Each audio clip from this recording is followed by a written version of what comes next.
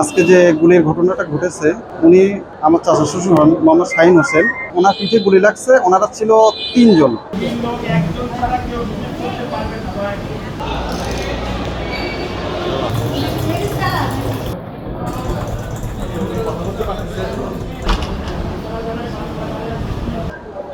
একজনের কোনো খোঁজ পায়নি। 2 জন ছিল।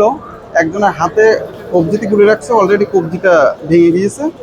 আর আমার চাচা শ্বশুর শাহিনের, ওনার হচ্ছে পিঠে গুলি লাগছে। গুলি লাগার পরে এখন ওনার তো অচেতন অবস্থায় ছিলেন। এখন ওই ব্যক্তি, ওনারা বললো যে আপনাদের বাসা কোথায়, আমরা এতটুকু উপকার করতে পারি, আপনাদের কাছে পৌঁছায় দিতে পারি। কারণ ওনারা আমাদের নলতা পর্যন্ত ভোরে এসে পৌঁছায় দিয়েছিল।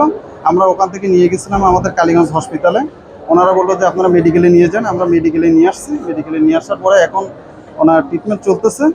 এখন আপনাদের কাছে বা দেশবাসীর কাছে দোয়া চাচ্ছে যে যত দ্রুত সম্ভব আল্লাহ ওনাকে সুস্থ রাখেন।